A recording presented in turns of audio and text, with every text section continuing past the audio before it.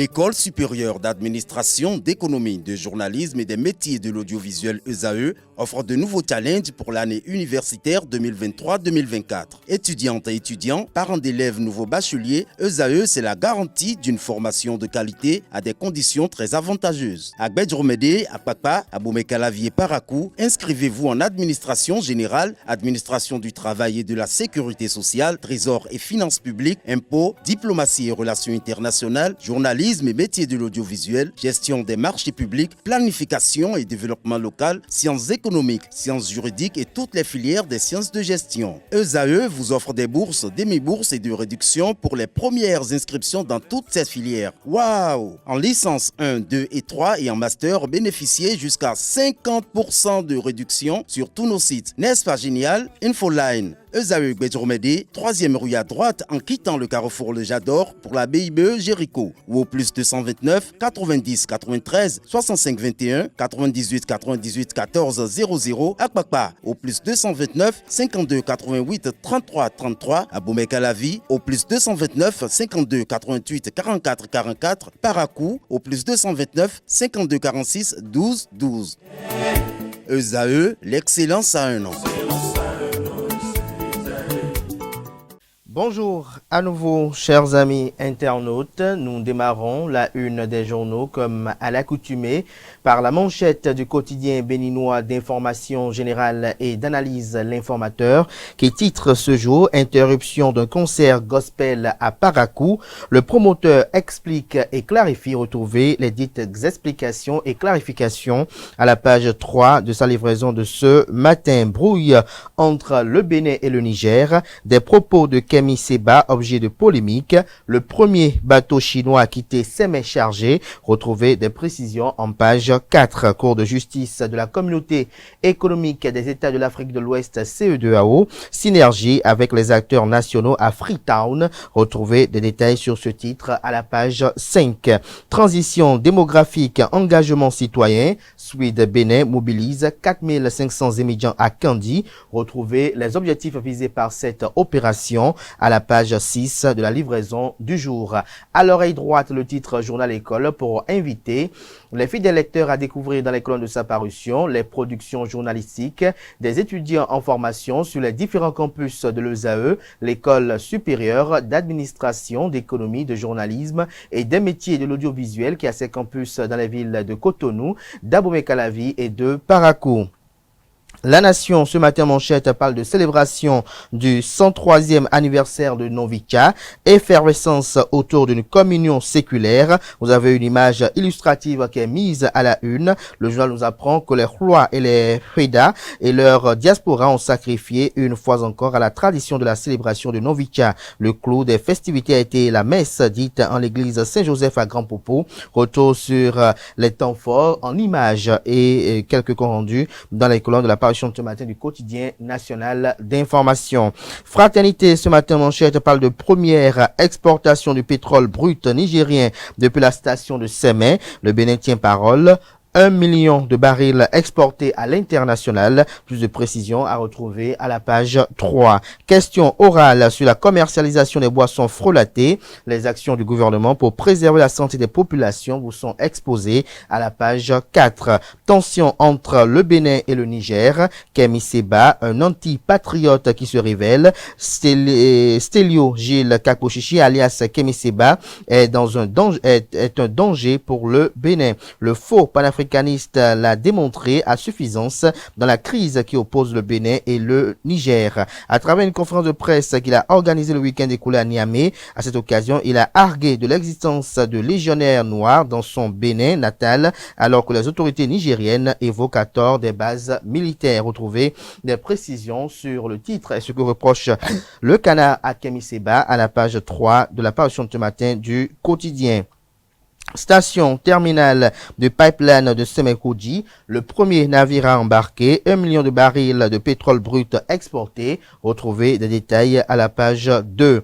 Immigration clandestine, décès de Béninois dans un naufrage en Tunisie. Une mission à Tunis pour le retour de 165 migrants. Des précisions en page 4. Matin libre ce matin en manchette, gouvernance de la rupture, Gounou et le retour de la manivelle. Que comprendre ce titre du Canard, c'est à découvrir à la page 2 de sa parution de ce matin. Preuve de la confiance retrouvée, Patrice Talon et Olivier Bocco au Brésil. L'article à retrouver à la page 2. Le potentiel activité industrielle à haut risque à Cotonou malgré la délocalisation annoncée depuis 2021. Ganri, la Société des ciments du Bénin nargue le gouvernement. La pollution, le thé de tous les temps servi aux riverains. L'autorité du chef de l'État attendue pour mettre fin à la pagaille.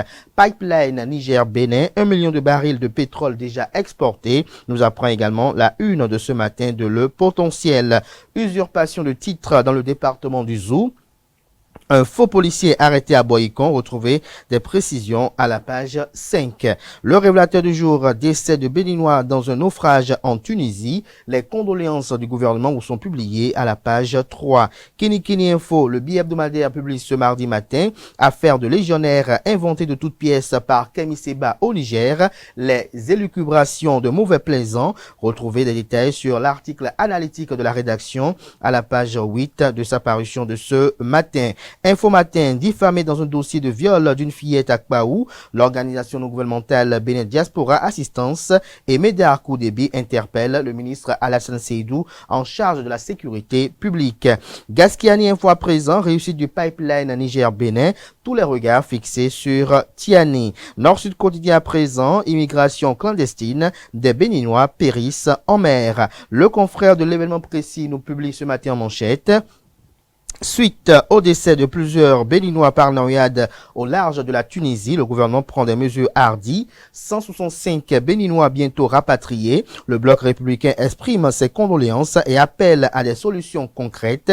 Les démocrates réclament un plan d'urgence contre la pauvreté. Candidat Armand Marie Azanaï parle de l'échec des politiques publiques. Retrouvez des précisions aux pages 4 et 5. On peut lire également à la une de l'événement précis de ce matin, consécration du temple protestant méthodiste Cité d'Amour, Sefou Fagboun s'immortalise à Djawere, gigantesque mobilisation pour saluer la générosité de l'honorable. Prétendue présence de bases militaires françaises au Bénin, l'armée française rompt le silence et clarifie. Wilfried Léandre Ngbeji nie toutes les accusations de Niamey quand Kemi Seba se comporte en traite à la patrie, fait observer le journal. Rencontre des rois de l'ère culturelle Batonou et Beau avec l'empereur de Niki. Richard Bonnet-Ouorou offre un concert mémorable à la population. On peut lire également à la une de Dabarou de ce matin, 7e circonscription électorale. Robert Gbian et Sam Seydou Adambi lancent un mot d'ordre pour la remobilisation des militants du parti politique Bloc républicain. Le télégramme à présent, forum Schuman d'Abuja sur la sécurité et la défense intitulé Road to Schuman Forum on Security and Defense, réduire les vulnérabilités grâce au partenariat. Que comprendre de cette assise, c'est à découvrir à la page 11 de la page ce matin du Canard qui propose comme titre ce matin à sa une, après la levée provisoire, le premier navire a quitté ses mains avec une importante quantité du pétrole. Après le naufrage en Tunisie, le Bénin organise le rapatriement de ses migrants. Le confrère de la matinée ce matin, la Fédération béninoise de football, FBF, au congrès de la FIFA à Bangkok. L'heureux constat est que le Bénin dispose aujourd'hui d'une très bonne assise au sein de la FIFA, un idéal porté par Mathurin de Chacus et auquel adhèrent tous les membres du COMEX. Jack Pata ce matin à sa une, tournée gouvernementale en perspective. Ça y est, la course pour les échéances de 2026 lancée. Nous passons à présent au quotidien Le Pays émergent. Célébration de la 103e édition de la fête Novicha Grand Popo. Le président de l'Assemblée nationale Louis Vlavonou appelle les Khloa et Khoueda à développer les valeurs de la fraternité, de paix, d'unité et d'amour.